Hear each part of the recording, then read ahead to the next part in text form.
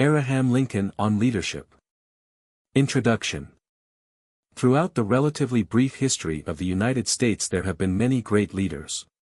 Several, such as Washington, Adams, Jefferson, and the Roosevelts, became presidents. Others like Franklin, Webster, Anthony, and King made a dramatic impact on mankind without reaching the White House. There are countless other leaders, on both local and national levels, in all aspects of society, who could be labeled great. Yet there is one person who rises above all of them.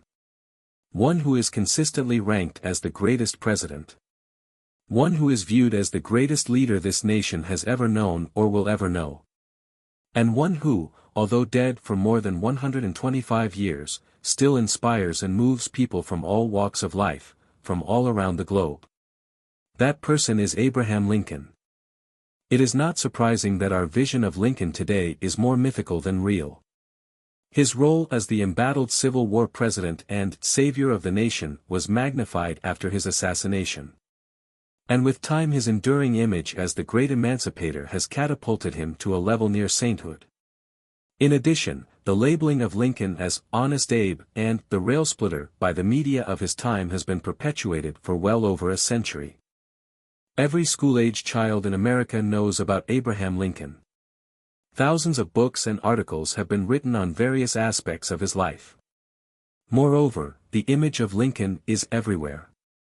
His likeness is on the penny, the $5 bill, savings bonds, and certificates of deposit.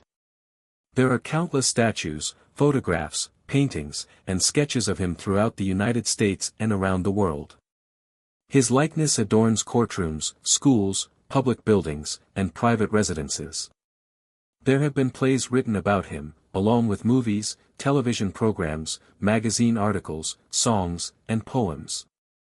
His name has been associated with motels, automobiles, toys, banks, organizations, streets, and objects too numerous to fist. In addition, his letters, notes, written speeches, and autographs are in demand all over the world. With all this exposure ingrained in the American stream of consciousness, it's easy to see why the distance between the myth and the reality of Lincoln is still very wide. In fact, it has only been in the last 20 or 30 years that Lincoln enthusiasts have begun to explore the real Lincoln and, at the same time, try to separate and downplay the myth. Curiously, with everything that has been written about Abraham Lincoln, little is known about his extraordinary leadership ability. This is perhaps because leadership theory itself is a relatively recent phenomenon.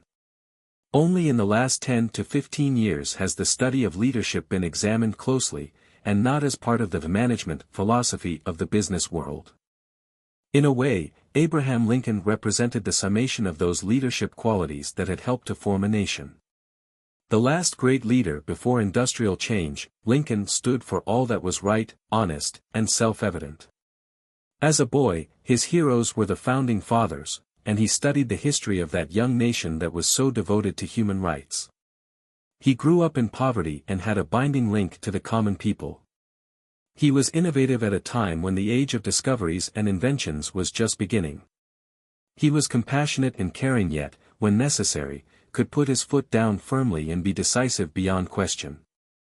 He was patient, persistent, consistent, and persuasive rather than dictatorial.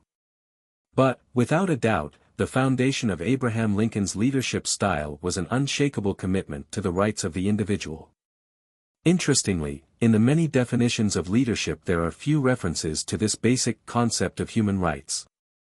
James McGregor Bums, in his landmark book Leadership, came the closest when he wrote, "Leadership is leaders inducing followers to act for certain goals that represent the values and the motivations, the wants and needs, the aspirations and expectations of both leaders and followers.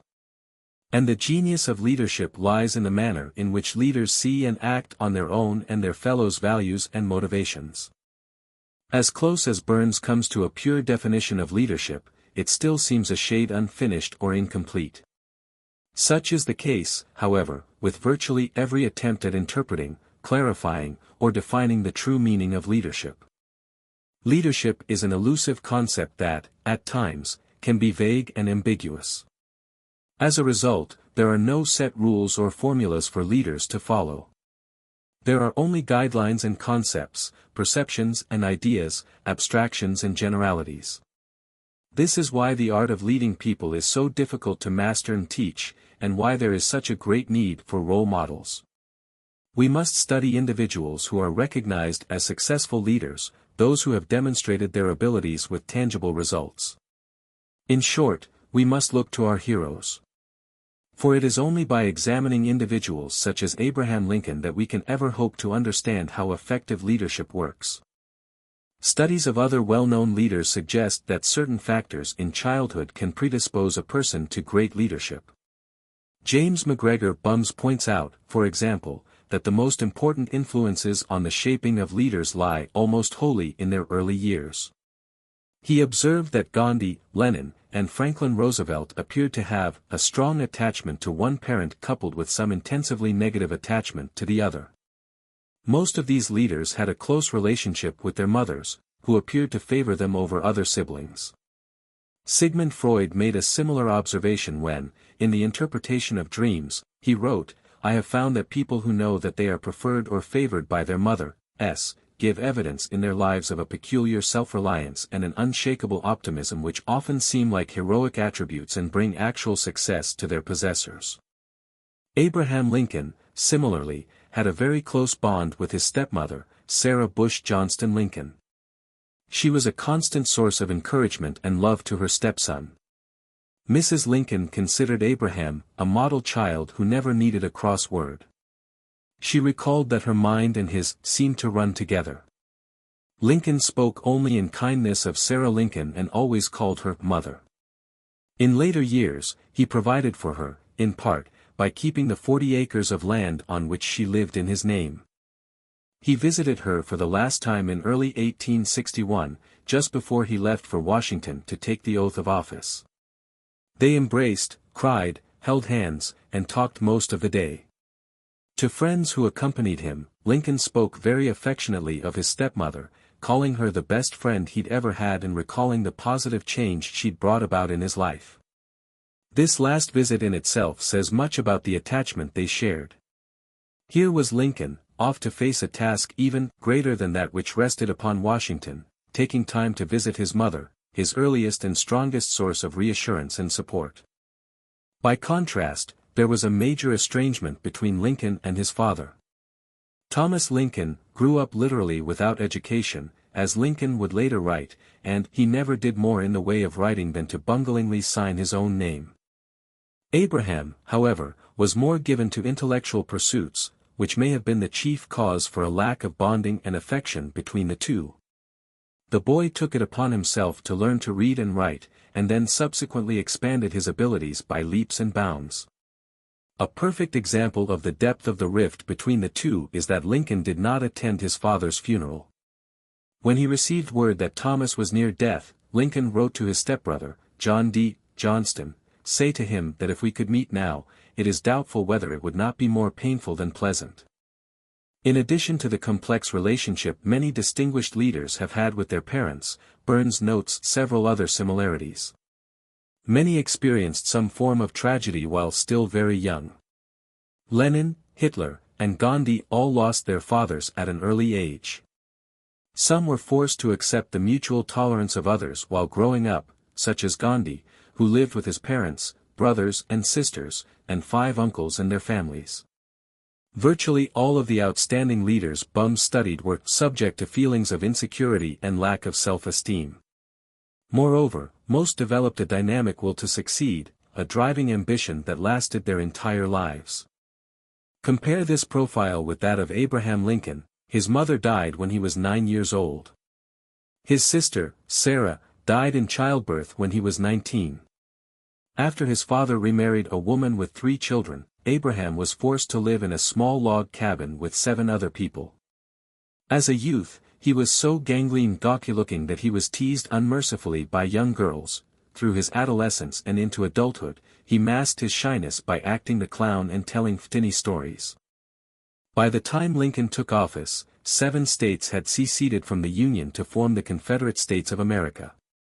Barely 10 days before he took the oath of office on March 4, 1861, Jefferson Davis was sworn in as President of the Confederacy in Montgomery, Alabama.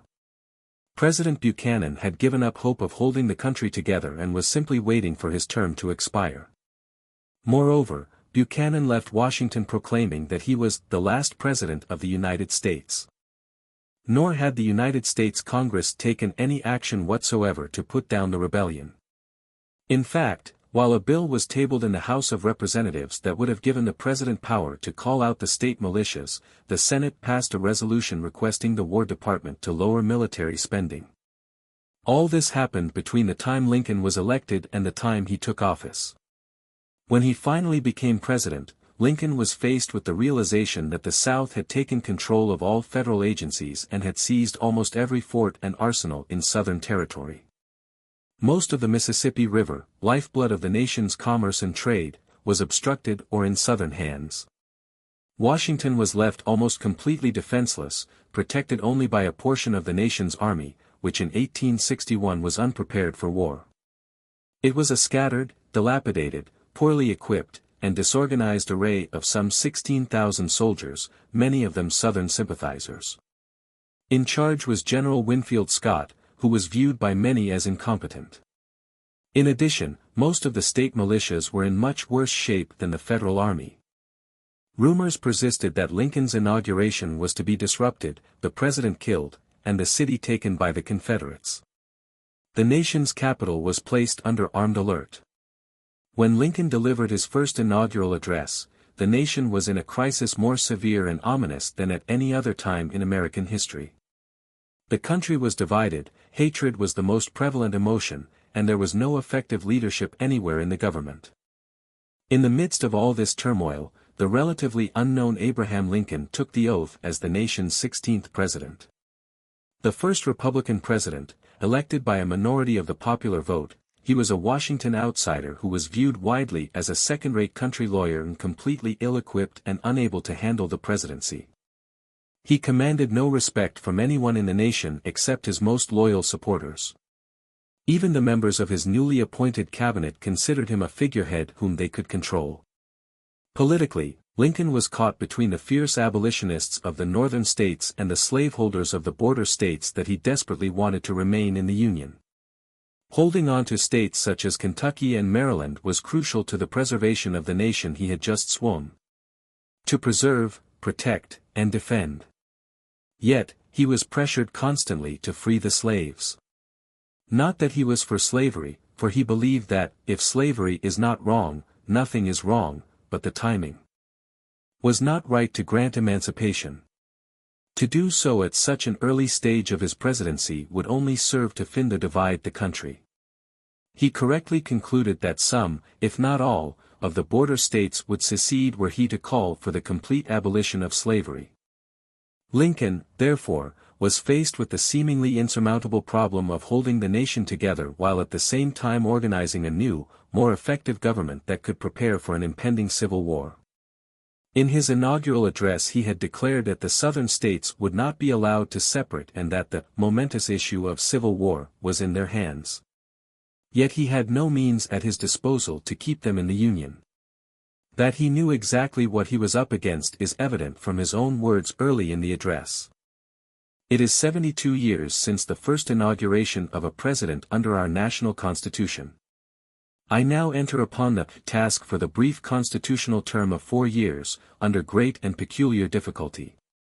A disruption of the federal union, heretofore only menaced, is now formidably attempted. Such was the situation for a man who'd never before held an executive leadership position, who had been only a one-term national congressman, who had had no military experience to speak of, had never been in battle, and indeed had been only an elected captain in the Illinois militia briefly during the Black Hawk War. Abraham Lincoln appeared unable to lead the nation out of its dark dilemma. Few people at the time could have known, however, that he possessed all the leadership qualities and abilities necessary to save the Union. And virtually no one would have been able to predict the unparalleled strength of his leadership that he would seize upon the very circumstances at hand, created by the crises of confusion, urgency, and desperation, to exercise the full power of his office, and to create new limits of authority and leadership for the presidency.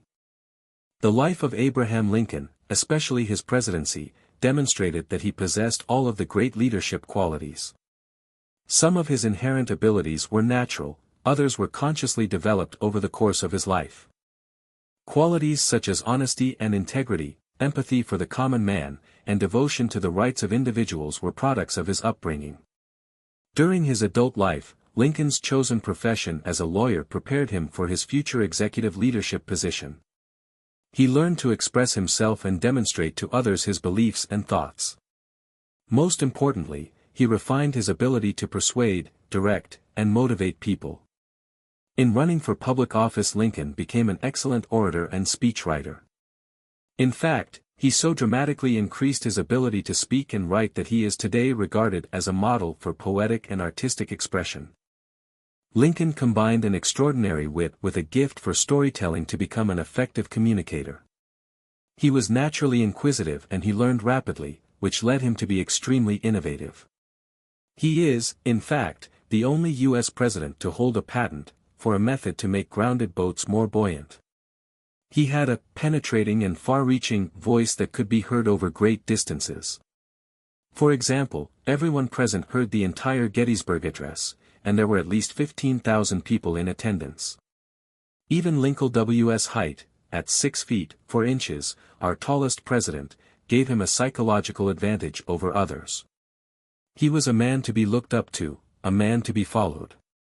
Assessing the accomplishments of Abraham Lincoln as President of the United States confirms that he must have been an excellent leader. How else could the Union government have worked cohesively to win the Civil War and keep the country together in so relatively brief a time frame? What makes this accomplishment even more remarkable is that he was able to overcome the nightmare he inherited from outgoing President James Buchanan. Why would today's leaders be interested in Abraham Lincoln's leadership style and philosophy? Because, by modern standards, Lincoln's accomplishment would be regarded as no less than a miracle. There can be no doubt that Lincoln is the greatest leader this country, and perhaps this world, has yet known. He literally towers over such modern-day exemplars as Iacocca, Reagan, or Bush. There is no real comparison. Lincoln was the man who really knew how to lead. Lincoln is the leader who genuinely has something new to offer contemporary business and political leaders. And here are his lessons and principles.